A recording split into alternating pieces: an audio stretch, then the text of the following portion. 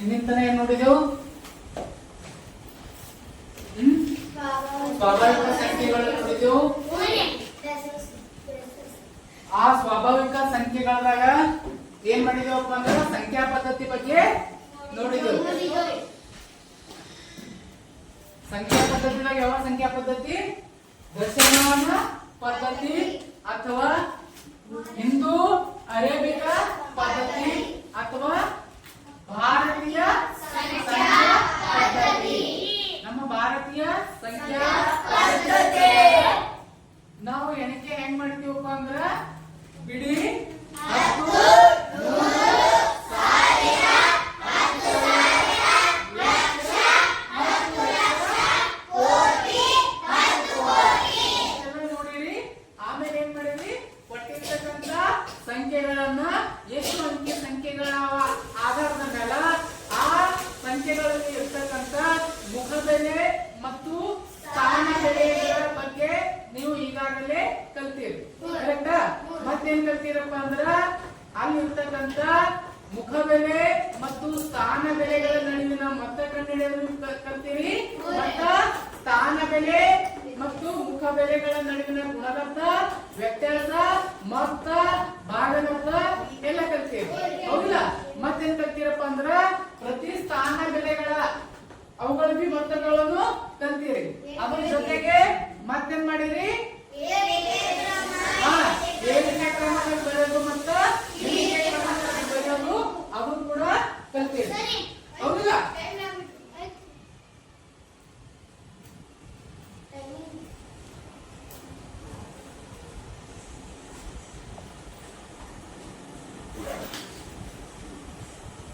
ಏರಿಕೆ ಕ್ರಮ ಮತ್ತ ಇಳಿಕೆ ಕ್ರಮ ಬರೆಯೋದು ಬಿ ಕಲ್ತೀರಿ. ಆಮೇಲೆ ಏನ್ ಕಲ್ತೀರಪ್ಪ ಅಂದ್ರ ನಾವು ಅಕ್ಷರದಲ್ಲಿ ಬರೆದನ್ನ ಅಂಕಿಗಳಲ್ಲ ಬರೆಯೋದನ್ನ ಕಲ್ತೀರಿ. ಮತ್ತ ಅಂಕಿಗಳದಾಗ ನಾ ಬರ್ದಿದಪ್ಪ ಅಂದ್ರ ಅದು ಅಕ್ಷರದಾಗ ಬಿ ಬರೆಯೋದು ಕಲ್ತೀರಿ. ಇಷ್ಟೆಲ್ಲ ಕಲ್ತೀರಿಲ್ಲ ಇವತ್ತನ. ಈಗೇನ್ ಮಾಡ್ಯಾರ ಗೊತ್ತದ? ಮೊದಲ ಏನ್ ಹೇಳಿದಪ್ಪ ಅಂದ್ರ ಸಂಖ್ಯಾ ಪದ್ಧತಿದಾಗ ಸಂಖ್ಯೆಗಳದಾಗ ಮೊದಲನೇ ಸ್ವಾಭಾವಿಕ ಸಂಖ್ಯೆಗಳು ಅಂದ್ರೆ ಎಲ್ಲಿಂದ ಚಾಲು ಆಗಿರ್ತಾವು? 1, 2, 3, 4, 5, 6 ಹಿಂಗೆ ಸ್ವಾಭಾವಿಕ ಸಂಖ್ಯೆಗಳು ಸ್ಟಾರ್ಟ್ ಆಗಿರ್ತಾವ. ಸ್ವಾಭಾವಿಕ ಸಂಖ್ಯೆಗಳು ಎದರಲ್ಲಿ ಸೂಚಿಸ್ತೀನಿ ಅಂತ ಹೇಳಿ ಅಕ್ಷರ. ಏನ್ ಯಾಕಪ್ಪ ಅಂದ್ರೆ ಇಂಗ್ಲಿಷ್ ದಾಗ ನ್ಯಾಚುರಲ್ ನಂಬರ್ ಅಂತ ಕರೀತಾರ. ಎಲ್ಲಿಂದ ಸೂಚಿಸ್ತಾರ? ಯಾವಲ್ಲಿ 1 ಚಾಲು ಆಗ್ತದಿಲ್ಲ ಸ್ವಾಭಾವಿಕ ಸಂಖ್ಯೆಗಳು. ಹೌದಿಲ್ಲ? ಎಲ್ಲಿಂದ ಇರ್ತಾವಪ್ಪ ಅಂದ್ರೆ ಅನಂತದವರೆಗೂ ಇರ್ತದ. ಎಲ್ಲಿಂದ ಅಂದ್ರೆ ಅನಂತವರೆಗೂ ಇವು ಸ್ವಾಭಾವಿಕ ಸಂಖ್ಯೆಗಳು ಇರ್ತಾವ. ಆಮೇಲೆ ಸ್ವಾಭಾವಿಕ ಸಂಖ್ಯೆಗಳು ಆದ್ಮೇಲೆ ನಿಮ್ಗೆ ಏನ್ ಹೇಳಿದಪ್ಪ ಅಂದ್ರ ಪೂರ್ಣ ಸಂಖ್ಯೆಗಳು ಇಲ್ಲ. ಸ್ವಾಭಾವಿಕ ಸಂಖ್ಯೆಗಳಾಗ 1 ಅಷ್ಟೇ ಚಾಲು ಮಾಡಿಲ್ಲ.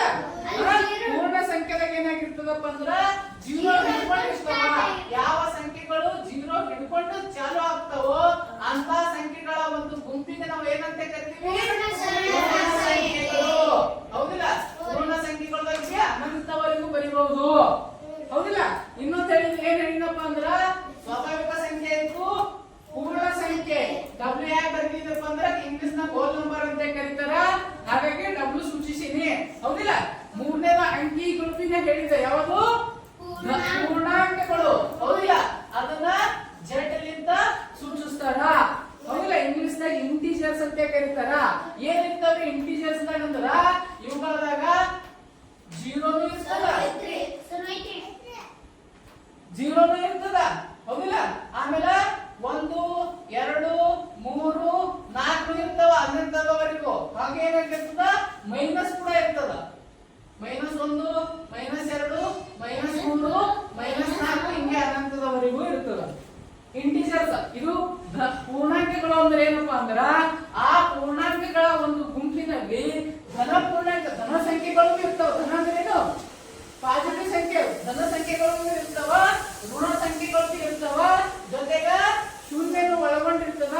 ಅಂತ ಒಂದು ಸಂಖ್ಯೆಗಳ ಗುಂಪಿಗೆ ನಾವ್ ಏನಂತ ಕರಿತೀವಪ್ಪ ಅಂದ್ರ ಪೂರ್ಣಾಂಕಗಳು ಅಂತೇಳಿ ಕರಿತೀವಿ.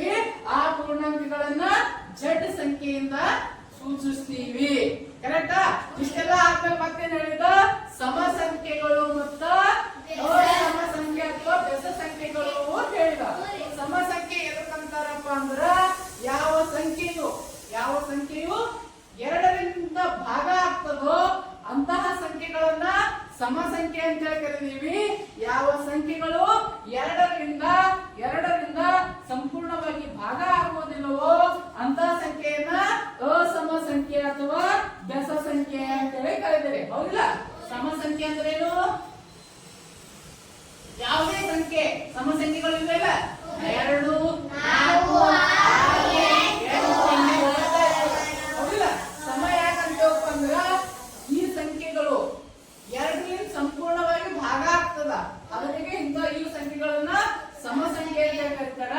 ಬೆಸ ಸಂಖ್ಯೆ ಅಂದ್ರೆ ಏನು? ಬೆಸ ಸಂಖ್ಯೆ ಅಂದ್ರೆ ಏನು? ಬೆಸ ಸಂಖ್ಯೆ ಅಂದ್ರೆ ಯಾವಪ್ಪ ಅಂದ್ರ 1, 3, 5, 7, 9, 11 ಅಂತ ಬರೀತಾ ಇರೋದು. ಇದಕ್ಕೆ ಯಾಕೆ ಬೆಸ ಸಂಖ್ಯೆ ಅಂತಾರಪ್ಪ ಅಂದ್ರ ಈ ಬೆಸ ಸಂಖ್ಯೆಗಳು ಏನಾಗಿರ್ತಾವ, ಇವು 2ರಿಂದ ಸಂಪೂರ್ಣವಾಗಿ ಭಾಗ ಆಗುವುದಿಲ್ಲ. ಅದಕ್ಕೆ ನೀವು ಬೆಸ ಸಂಖ್ಯೆ ಅಂತೇಳಿ ಕರಿತೀವಿ. ಇಲ್ಲಿ ನೋಡ್ರಿ 3 ತಗೋತೀರಿ, ಹೌದಿಲ್ಲ? 3ಅನ್ನ 2ರಿಂದ ಭಾಗ ಮಾಡ್ತೀರಿ ಇಲ್ಲ?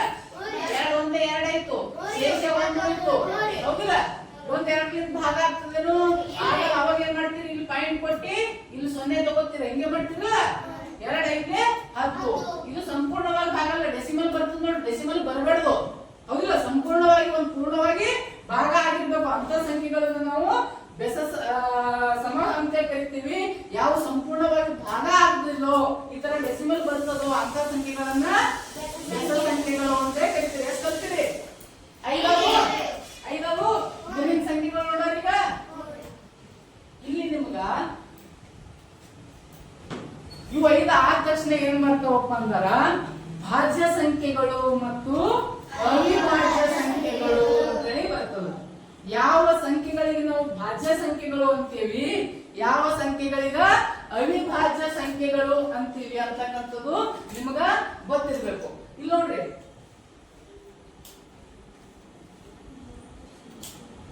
ಭಾಜ್ಯ ಸಂಖ್ಯೆಗಳು, ಹೌದಿಲ್ಲ? ಭಾಜ್ಯ ಸಂಖ್ಯೆಗಳು. ಇನ್ನೊಂದು ಅವಿಭಾಜ್ಯ ಸಂಖ್ಯೆಗಳು. ಕೇಳಿದ್ರಿ ಏನ್ರಿ? ಎಲ್ಲಿ ಕೇಳಿದ್ರಿ?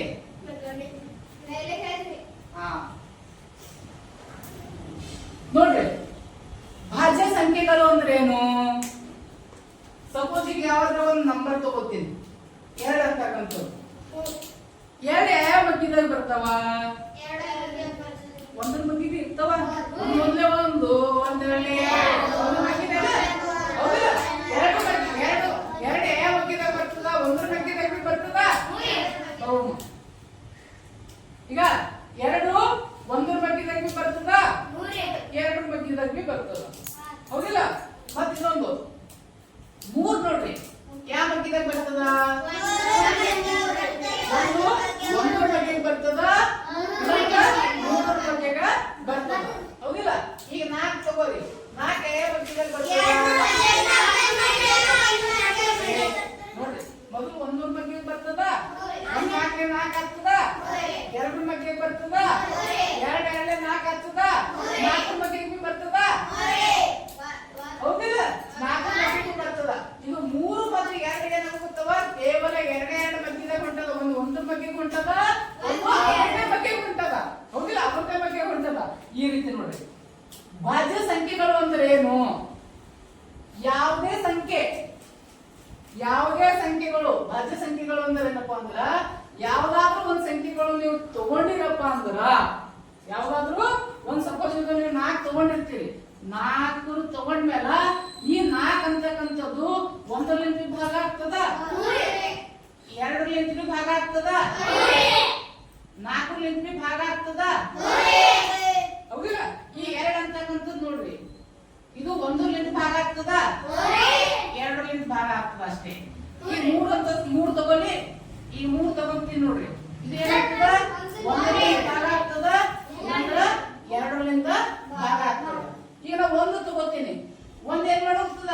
1ರಿಂದ ಭಾಗ ಆಗ್ತದ, ಹೌದಿಲ್ಲ? ಇಲ್ಲಿ ನೋಡ್ರಿ, 3 ಆಯ್ತು. 1 3 3 ಕರೆಕ್ಟಾ? ನೋಡ್ರಿ, ಇಲ್ಲಿ ನೋಡ್ರಿ, ಇದು 2ಕ್ಕಿಂತ ಹೆಚ್ಚಿನ ಸಂಖ್ಯೆಯಿಂದ ಭಾಗ ಆಗುತ್ತದೆ, ಹೌದಿಲ್ಲ? 2ಕ್ಕಿಂತ ಹೆಚ್ಚಿನ ಸಂಖ್ಯೆಯಿಂದ ಭಾಗ ಆಗುತ್ತದ.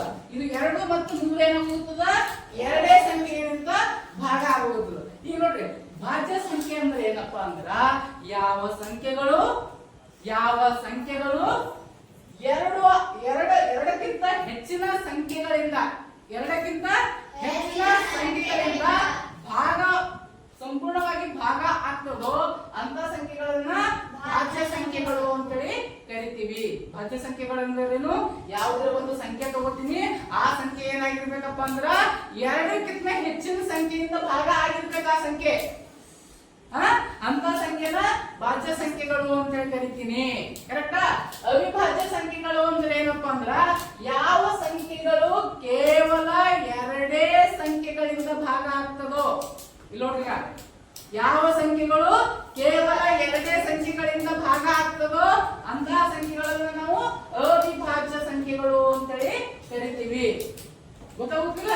ಭಾಜ್ಯ ಸಂಖ್ಯೆ ಅಂದ್ರೆ ಯಾವಾಗಲೂ ಒಂದು ನಂಬರ್ ಕೊಟ್ಟಿರ್ತೀನಪ್ಪ, ಇಲ್ಲಿ 8 ಅಂತಕ್ಕಂಥದ್ದು ನಂಬರ್ ಕೊಟ್ಟಿರ್ತೀನಿ. 8 ನೋಡ್ರಿ, ಯಾವ ಮಟ್ಟಿಗೆ ಬರ್ತದ? 1 ಮಟ್ಟಿಗೆ ಬರ್ತದ, 2 ಮಟ್ಟಿಗೆ ಬರ್ತದ, 3 ಮಟ್ಟಿಗೆ ಬರಲ್ಲ, 4 ಮಟ್ಟಿಗೆ ಬರ್ತದ, ನೋಡ್ರಿ 5 ಮಟ್ಟಿಗೆ ಬರಲ್ಲ, 6 ಮಟ್ಟಿಗೆ ಬರಲ್ಲ, 7 ಮಟ್ಟಿಗೆ ಬರಲ್ಲ, 8 ಮಟ್ಟಿಗೆ ಬರ್ತದ. ಅಂದ್ರೆ 8 ಅಂತಕ್ಕಂಥದ್ದು ಎರಡಕ್ಕಿಂತ ಹೆಚ್ಚಿನ ಸಂಖ್ಯೆಗಳಿಂದ ಭಾಗ ಆಗುತ್ತದ. ಹಾಗಾಗಿ 8 ಅಂತಕ್ಕಂಥದ್ದು ಭಾಜ್ಯ ಸಂಖ್ಯೆ ಅಂತ ಕರೀತಾರ. 8 ಅಂತಕ್ಕಂಥದ್ದು ಏನಂತ ಕರೀತಾರ? ಭಾಜ್ಯ ಸಂಖ್ಯೆ. ಯಾಕೆ ಕರಿಬೇಕು ಹೇಳ್ರಿ? ಆ 8 ಅಂತಕ್ಕಂಥದ್ದು ಎರಡು ಸಂಖ್ಯೆಗಳಿಗಿಂತ ಹೆಚ್ಚಿನ ಸಂಖ್ಯೆಯಿಂದ ಸಂಪೂರ್ಣವಾಗಿ ಭಾಗ ಆಗುತ್ತದ. ಹಾಗಾಗಿ ಆ 8 ಅಂತಕ್ಕಂಥದ್ದು ಭಾಜ್ಯ ಸಂಖ್ಯೆ ಆಧಾರಿ ಸರ ಅಂತ ಹೇಳ್ಬೇಕು. ಕರೆಕ್ಟಾ? ಈಗ ಅವಿಭಾಜ್ಯ ಸಂಖ್ಯೆದಾಗ ತಗೋತೀನಿ. ಈಗ ಅವಿಭಾಜ್ಯ ಸಂಖ್ಯೆದಾಗ ಯಾವಾಗ ತಗೊಂತೀನಪ್ಪ ಅಂದ್ರೆ ನಾನು 13 ಅಂತಕ್ಕಂಥದ್ದು ಒಂದು ಅವಿಭಾಜ್ಯ ಸಂಖ್ಯೆ ಅಥವಾ ಸಣ್ಣದಿ ತಗೊಂಡ್ಬರ್ತೀವಿ. 5 ಅಂತಕ್ಕಂಥದ್ದು ಕೂಡ ಒಂದು ಅವಿಭಾಜ್ಯ ಸಂಖ್ಯೆ. ಯಾಕೆ ಅವಿಭಾಜ್ಯ ಸಂಖ್ಯೆ ಅಂತ ಕರಿತೀನಿ? ಒಂದಂತೂ ಎಲ್ಲದರಲ್ಲಿ ಭಾಗ ಆಗ್ತದ, ಎಲ್ಲಕ್ಕ ಭಾಗ ಮಾಡಿಸ್ತದ, ಸಾಮಾನ್ಯ ಇರ್ತದ ಒಂದಕ್ಕ. ಬಟ್ ಈಗ ನೋಡ್ರಿ, 5 ಅಂತಕ್ಕಂಥದ್ದು 2 ಮಟ್ಟಿಗೆ ಬರ್ತದೇನು, 3 ಮಟ್ಟಿಗೆ ಬರ್ತದೇನು, 4 ಮಟ್ಟಿಗೆ ಬರ್ತದೇನು, 5 ಮಟ್ಟಿಗೆ ಬರ್ತದ ಅಷ್ಟೇ. ಹೌದಿಲ್ಲ? ಒಂದು 1 ಮಟ್ಟಿಗೆ ಬರ್ತದ, ಇನ್ನೊಂದು 5 ಮಟ್ಟಿಗೆ ಬರ್ತದ. ಅರ್ಥ ಏನಪ್ಪಾ ಅಂದ್ರ 5 ಅಂತಕ್ಕಂಥದ್ದು 1ರಿಂದ ಸಂಪೂರ್ಣ ಭಾಗ ಆಗ್ತದ, ತಪ್ಪದ್ರ 5ರಿಂದ ಸಂಪೂರ್ಣ ಭಾಗ ಆಗ್ತದ. ಅಂದ್ರೆ ಇದು ಎಷ್ಟು ಸಂಖ್ಯೆಗಳಿಂದ ಭಾಗ ಆಗುತ್ತದ? ಎರಡೇ ಸಂಖ್ಯೆಗಳಿಂದ ಸಂಪೂರ್ಣವಾಗಿ ಭಾಗ ಆಗುತ್ತದ. ಯಾವ ಸಂಖ್ಯೆಗಳು ಕೇವಲ ಎರಡೇ ಸಂಖ್ಯೆಗಳಿಂದ ಸಂಪೂರ್ಣವಾಗಿ ಭಾಗ ಆಗ್ತದೋ ಅವುಗಳನ್ನ ಅವಿಭಾಜ್ಯ ಸಂಖ್ಯೆಗಳು ಅಂತೇಳಿ ಕರೀತಾರ. ಗೊತ್ತಾಗುತ್ತಿಲ್ಲ? ಭಾಜ್ಯ ಸಂಖ್ಯೆ ಅಂದ್ರೆ ಏನು? ಒಂದು ಸಂಖ್ಯೆ ಎರಡಕ್ಕಿಂತ ಹೆಚ್ಚಿನ ಸಂಖ್ಯೆಯಿಂದ ಭಾಗ ಆಗುತ್ತಿತ್ತಪ್ಪ ಅಂದ್ರ ಅವಕ್ಕ ಭಾಜ್ಯ ಸಂಖ್ಯೆಗಳು ಅಂತ ಕರೀತಾರ.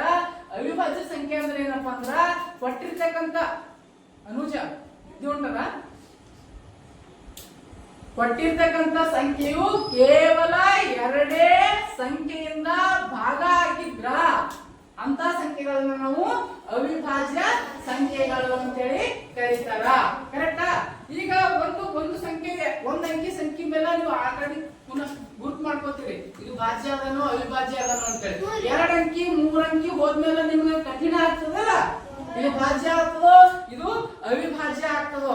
ಭಾಜ್ಯ ಅವಿಭಾಜ್ಯ ಎದುರ ಆಧಾರದ ಮೇಲೆ ಕಂಡು ಹಿಡಿತಿದ್ವು, ಸಂಪೂರ್ಣವಾಗಿ ಭಾಗ ಆಗ್ಬೇಕು, ಭಾಗಾಕಾರ ಆಧಾರದ ಮೇಲೆ ನೋಡುತ್ತಿದ್ದೇವಲ್ಲ.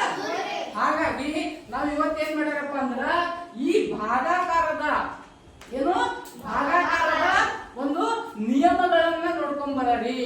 ಯಾವ ಸಂಖ್ಯೆ ಯಾವ ಸಂಖ್ಯೆಯಿಂದ ಭಾಗ ಆಗ್ತದ, ಯಾವ ಸಂಖ್ಯೆ ಯಾವ ಸಂಖ್ಯೆಯಿಂದ ಭಾಗ ಆಗುವುದಿಲ್ಲ. ನಿದ್ದೆ ಉಂಟದ